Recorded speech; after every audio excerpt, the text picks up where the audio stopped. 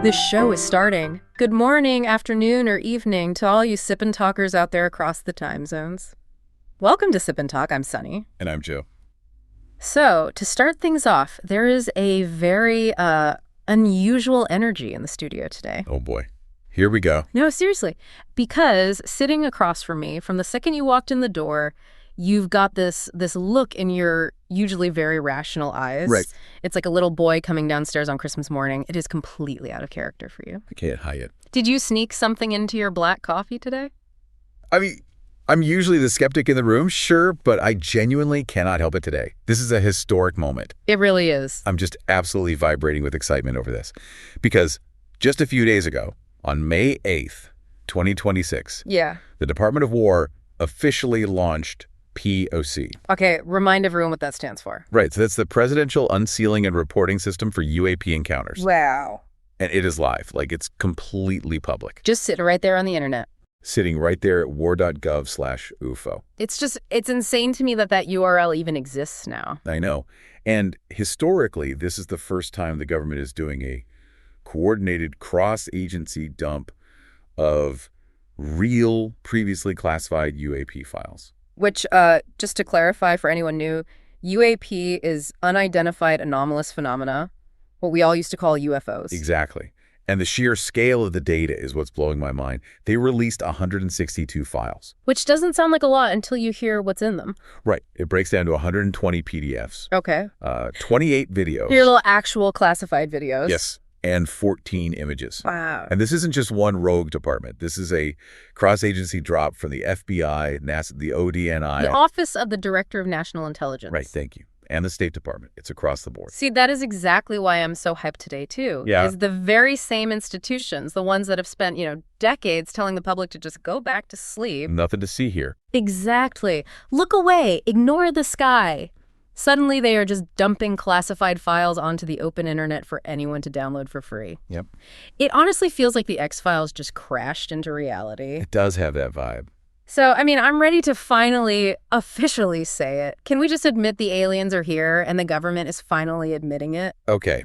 Hold that thought and put the welcome banners down. Oh, come on. I'm serious. If we take a step back and actually analyze the architecture of this release, right, it is incredibly far from some sci-fi revelation. Do you think so? I know so. Right. What we are witnessing is a highly calculated political transparency reality show. And just like that, the Christmas morning joy is gone, and you pivot right back into the deadpan fact-checking persona. Hey, someone has to keep us grounded. Fair enough, but honestly, that is exactly what we need to figure out today. And we have to unpack it. If this isn't an alien welcoming party, then what exactly is it? That's the real question. So our mission for this Sip and Talk is to break this entire phenomenon down. We're going to look at the geopolitical maneuvering behind the release. Because there's a lot of it. So much of it. We'll look at the hard scientific reality of what's actually inside these documents, and we'll explore those deeply human psychological defense mechanisms that make us, want to believe so badly. Let's start with the hard science. Okay, let's do it. Because if the vault is officially open, we have to look objectively at what we are actually staring at. And the timeline of the archives is massive. It spans decades. Yeah. There are historical Cold War era reports in there. Right. But the real standout inclusions, the ones getting all the attention, are the logs from the Apollo moon missions. Apollo 11, 12, and 17. Exactly. We now have actual documented reports of astronauts recording unexplained bright flashes. Yeah, and optical anomalies while they were in transit and near the lunar surface. Right. Which, I have to point out, completely undermines your idea of a transparency reality show. How so? Because if there's genuinely nothing to see here, if it's all just a stunt, why is NASA Administrator Jared Isaacman coming out publicly to back this release?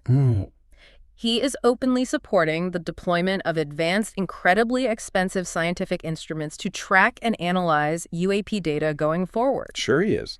You don't aim a billion-dollar space tracking infrastructure at a simple public relations stunt. No, you aim it at phenomena you don't understand. Right. But not understanding something does not automatically equal extraterrestrials.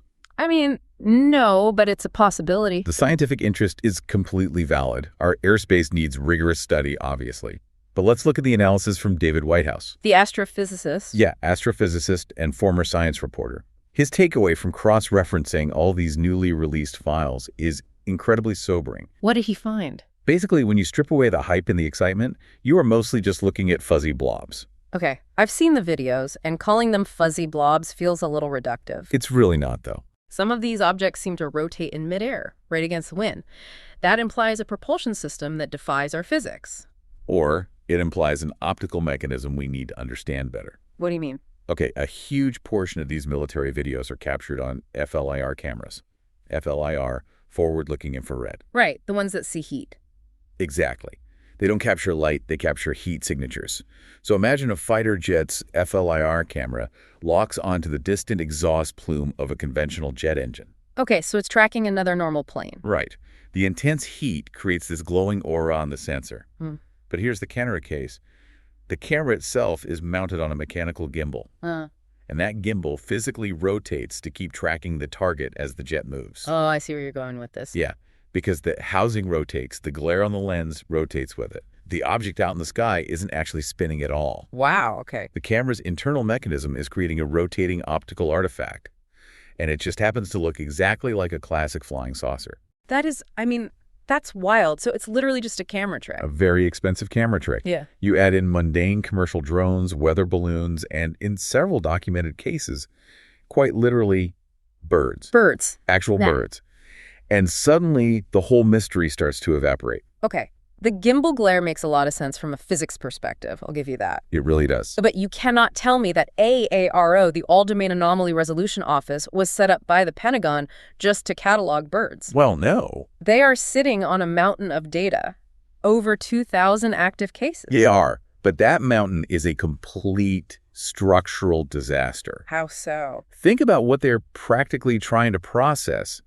They have these handwritten pilot testimonies scribbled on notepads from the 1980s. Oh, wow, just physical paper. Right, and they have to somehow cross-reference a sticky note from 1985 with modern high-speed multi-spectrum radar telemetry from 2026. That sounds like an absolute engineering nightmare. It is. How do you even begin to search a database that chaotic? You can't just type fast-flying tic-tac into a search bar and expect it to parse a scanned PDF from 40 years ago alongside raw sensor data. Exactly. And that is why, back in March of 2026, they held a secret, closed-door workshop. I remember reading about this. The entire focus of that workshop wasn't on deciphering alien languages or reverse engineering spaceships. It was about data management. Yes, it was about using artificial intelligence and machine learning just to format the mess. So they're just using AI as a giant filing clerk. Basically. They use natural language processing to read those old pilot scribbles, extract the dates and locations, and turn them into structured data. Okay. Then they use machine learning algorithms to scan the modern radar telemetry, looking for similar flight envelopes. They're using AI to organize their own filing cabinets. Right. But, and here's the massive caveat to all this fuzzy blob talk. Let's hear it. The really good stuff, like the undeniable crystal clear footage that we know exists, is conspicuously missing from this new drop. It is. The War Zone just reported that the highest quality evidence, specifically the 46 high-definition videos that Representative Luna has been aggressively demanding, are completely redacted. They are being held back for future releases. Convenient, right. So they handed the public the birds and the camera glare, but they locked the 4K footage right back in the vault. Which forces us to ask a very, very uncomfortable question. Which is? If the files they chose to release right now are mostly balloons, sensor glitches, and optical illusions, why the sudden rush? That's a great point. Why did Trump and Secretary of Defense Pete Hegseth push so aggressively to declassify and release this exact batch of documents right now? I've been turning this over in my head. Yeah. And I honestly think it operates exactly like the TikTok influencer burner agent strategy. Okay, I'm going to need you to walk me through that one. Right. Okay, so imagine you're this massive influencer online, and you accidentally post a video where something deeply embarrassing, or maybe even legally questionable, is visible in the background of your bedroom. Like a major mess up. Right.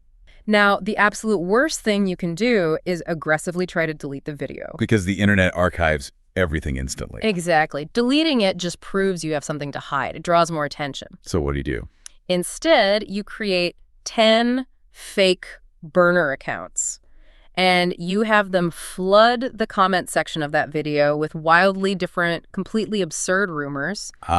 You claim the video is haunted, or that there's a ghost in the mirror in the corner. Right. Suddenly, millions of people are analyzing the video frame by frame, debating the existence of ghosts, and literally nobody is looking at the actual mistake you made. You drown out the damaging truth with a highly entertaining fiction. Precisely. Now, just apply that exact same logic to geopolitics and military airspace. Imagine a foreign adversary, or even the U.S. military itself, tests a cutting-edge hypersonic weapon.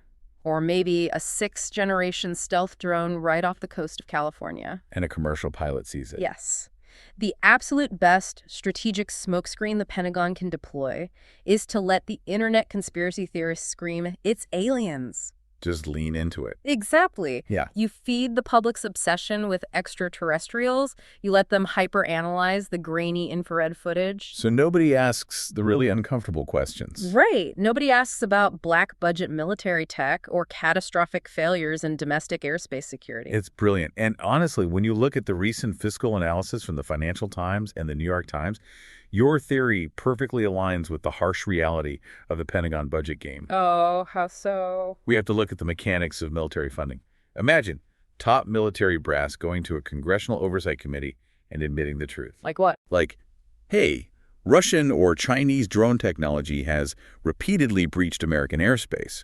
Our billion-dollar radar networks couldn't detect them, and our jets couldn't intercept them. Oh, wow, yeah. That's a geopolitical crisis. Exactly. The generals would be fired. Instantly. And their funding would be heavily scrutinized because it would highlight a massive, embarrassing vulnerability. It implies total failure. Right. Congress doesn't want to reward failure. But if those same military officials go to the exact same congressional committees and just change the vocabulary, if they start talking about unexplained UAPs and anomalous phenomena that defy our current understanding of physics, the tone of the room completely changes. Entirely. It transforms from a security failure into a scientific imperative. Wow. It becomes an incredibly easy way to secure blank check funding, to upgrade radar systems, deploy new sensor networks, and drastically expand defense budgets. All without having to admit weakness. They never have to admit to the public that a foreign adversary outmaneuvered them. It is a highly calculated mechanism to monetize the unknown. Monetizing the unknown. I mean, that is brilliant. But it is deeply, deeply cynical. It is. And it really begs the question, why are we, the general public, so incredibly eager to fall for the smokescreen? Because we do, every time. If the reality is just a mix of camera glare and cynical budget padding, why do we actively want to ignore that and believe that extraterrestrials are visiting us? What do you think is driving that intense psychological hunger? Because the data just doesn't support the enthusiasm. Honestly, I think it's terror. Terror. Yeah, let me put you in a scenario that makes it a bit more tangible. Okay, lay it on me. Imagine you sign a lease and you move into a brand new luxury 100-story apartment building. Sounds nice. It is. It's massive, stretching way up into the clouds, and you live there for 3 whole years. Okay. But in all that time, you never hear a single door close down the hall. You never hear an elevator ding. You never hear a toilet flush above you. You never hear a single footstep. Okay, that's creepy. Right. At first, you might think, oh, it's so peaceful. But after 3 years... You wouldn't feel peaceful at all. No. You would be paralyzed by the silence. You would start walking the halls, yelling at the top of your lungs, just hoping to hear a terrifying footstep in the dark. Just to know someone else is there. Exactly. Because the alternative, that you are entirely alone in this massive, massive structure, is so much worse. That exact terror you're describing, that's the Fermi paradox in a nutshell. Right. We are staring at an incredibly old, unfathomably large universe.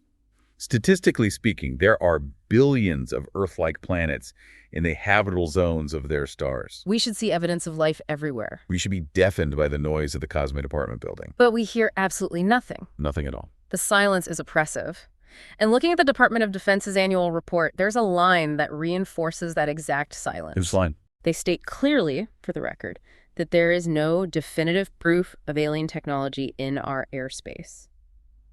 And if that's true, if these really are just weather balloons and optical glitches, then humanity might be entirely alone. Which is terrifying. And that introduces the concept of the Great Filter. Oh, I've heard of this. Yeah, the theory goes that civilizational life might regularly arise across the universe, but every civilization eventually hits a barrier. A filter. Right, a filter that destroys them before they can become an interstellar species capable of communication. So the filter could be anything, really, from a global nuclear war to complete climate collapse. Or even an artificially intelligent weapon system that turns on its creators. Exactly. And looking at the current state of the world, we are inching closer to our own potential self-destruction. We are approaching our own great filter. That is why the psychological need for UAPs is so strong. We desperately want aliens to exist. Not because we want them to conquer us, obviously. No, of course not. But because their existence implies that someone else survived their civilizational teenage phase. That's a great way to put it. If they are flying around in our atmosphere, it means a species successfully navigated the great filter.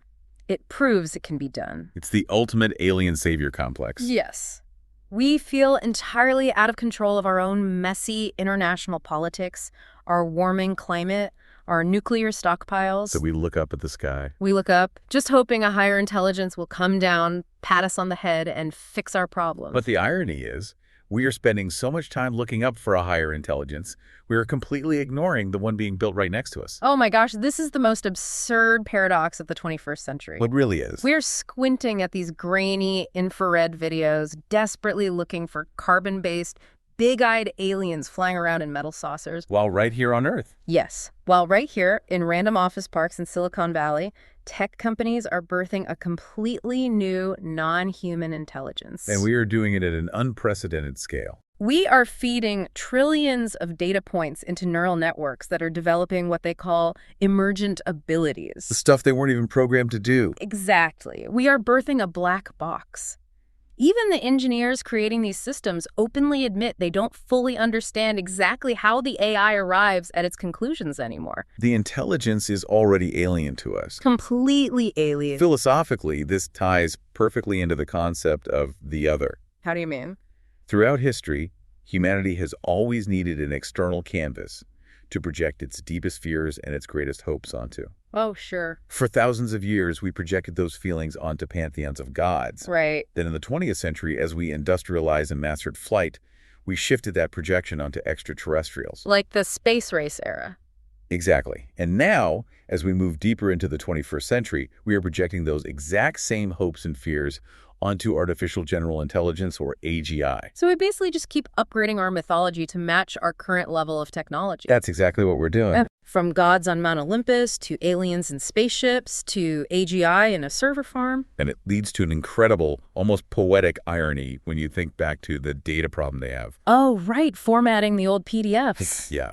We're using our own newly created, barely understood, unknown, the AI neural networks, to parse and decode the files of the universe's unknown, the UAPs. Wow. We're using a silicon black box to try and look inside a cosmic black box. That is such a wild visual. We are literally unleashing the ghost in our machine to hunt for ghosts in the sky. It really is. It's so easy to get lost in the existential dread of that, feeling like we're just tiny, ignorant creatures trapped between unfathomable technologies in a totally silent universe. It is easy to feel overwhelmed. But I think a piece recently published by The Economist offers a really vital perspective on this. What did they say? They noted a simple grounding fact to keep all of this in context. The observable universe is 93 billion light years across. It's a number so large the human brain literally cannot comprehend it. We can't. And in the grand scheme of that scale, Earth isn't even a pixel on a screen. We are a microscopic speck of dust suspended in a single sunbeam. You know, a lot of people hear a statistic like that and feel incredibly small. It makes them depressed, like nothing we do matters. But I actually think it should trigger the exact opposite reaction. Really? Yeah. When you realize the sheer scale of the emptiness and the terrifying odds of the Great Filter, that realization makes our little blue planet incredibly precious. It makes the fact that we exist at all a mathematical miracle. Exactly. It makes moments like this, you know, sharing a coffee, sitting down, and having a depth conversation about the unknown with you listening at home, it makes it profoundly special. It really does. Because against all the cosmic odds, we are here, we are conscious, and we are able to have the conversation. Which is exactly why we have to approach these phenomena the right way. Tell me about it. We cannot afford to let our imaginations run wild with conspiracy. We have to maintain critical, independent thinking. We need to rely on objective data, like the files in the PRSU archive, to guide our understanding. Even if they are just birds for now. Even if they are birds. Most importantly, we must avoid projecting our own anxieties into prejudice or discrimination against any nation or group, just because our psychology demands an adversary to explain the unknown. That is so important. We have to keep our heads on straight. And this conversation is far from over because the machinery of disclosure is officially in motion. It is. Reuters is already reporting that the next tranche of classified files from the PRSU system is dropping in just 30 days, right around June. So soon. So there is going to be plenty more data to parse, and hopefully we'll see fewer blurry birds and a little more of that 4K footage. Whatever the true geopolitical purpose of the release might be, the data is coming.